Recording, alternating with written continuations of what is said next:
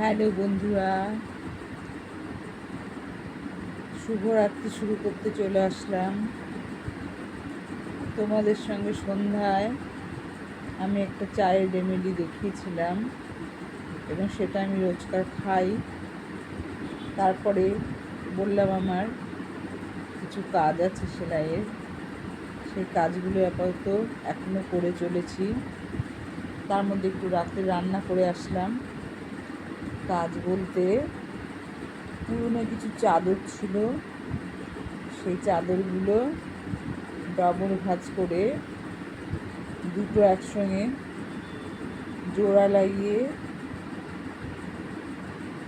একটু কাঁথা, আগেকার দিনে যে মা ঠাকুমারা কাঁথা করতো বা এখনও হয়তো করে, সেই কাঁথার মতো তৈরি করছি। কারণ আমার ছেলে একটু নরম জিনিস গায়ে দিতে পছন্দ করে। এখন যেহেতু হালকা ঠান্ডা পড়েছে, ও দুটো নতুন চাদর গায়ে দেবে। নতুন বলতে জল কাচা করা, কিন্তু ও বলছে ওগুলো আমার ভালো লাগে না, আমাকে নরম কিছু দাও। এখন ছোট পাতলা কম্বল যে দেবো সেরকম ঠান্ডা পড়েনি, আর দুটো করে চাদর গায়ে দিলে ওই সবার পরে পার্ট বডি একটু ঘোরাতে ঠোরাতে গেলে সেগুলো জড়িয়ে যায়। যার জন্য আমি আজকে আলমারি থেকে খুঁজে পুরনো চাদর বের করলাম, যেগুলো মানে বেডে আর ব্যবহার করা যাবে না, কেননা ওগুলো বেডে ব্যবহার করতে গেলেই পা লেগে ওগুলো আবার এই খোসের ছিঁড়ে যাবে, ফুটো ফুটো হয়ে যাবে, এরকম চাদর আর কি। ওগুলো পুরোনো হওয়ার পর কেচে রেখে দিই। তখন ওই হালকা শীতে বা কেউ বেশি লোকজন আসতে টাসলে রিলেটিভরা তখন বের করি। তারও ও যখন বায়না করছে তাই ভাবলাম ওই চাদরগুলো বের করে একটু কাঁথার মতো করে ভাঁজ করে দুটো চাদরকে ভাঁজ করে নিলে 4 পাট হয়ে গেছে।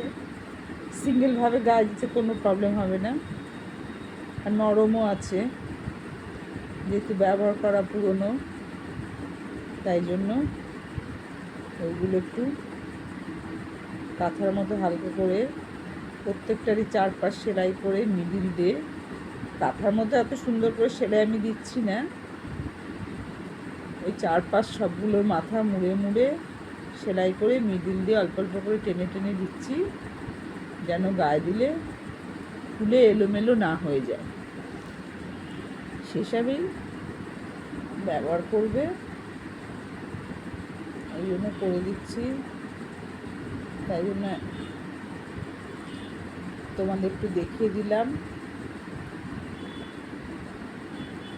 যে টাইম পাস করার অনেক পদ্ধতি আছে কাজের মাধ্যমে, এবং তার মধ্যে গল্পও করা যায়।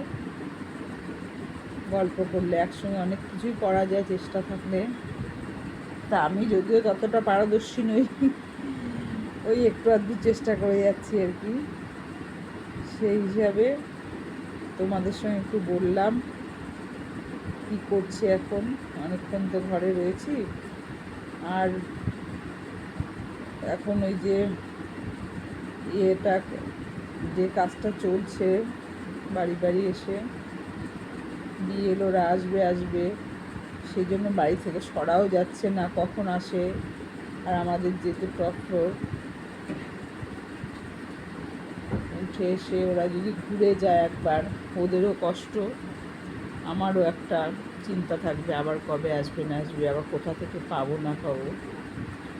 সেই হিসাবে বাড়ি থেকে বেরোতে পারছি না। গতকালকে একটু বেরিয়েছিলাম, আমার পাশের রুমে রেখে গেছিলাম একজনের ভদ্রমহিলার কাছে, আমাদের দিদিভাই আর কি, দিদিভাইয়ের কাছে রেখে গেলাম যে কি যেন ভোটার কার্ডের কোনো ডকুমেন্টস যদি চায়, অরিজিনাল জেরক্স রেখে গেছিলাম। তা গতকালও আসেনি। আমাদের এলাকায় অনেক জায়গায় হয়ে গেছে দিয়ে বিলি করা, ওদের ব্যাপার কিছু বুঝতে পারছি না। যাই হোক, কী হবে দেখা যাক, সবার যা হবে আমাদের তাই হবে। আচ্ছা বন্ধুরা, তোমরা সবাই কেমন আছো? আশা করি ভালোই আছো। আমিও চলছি এগিয়ে এইভাবে। গুড নাইট, আবার পরে দেখা হবে। ভালো থেকো সবাই।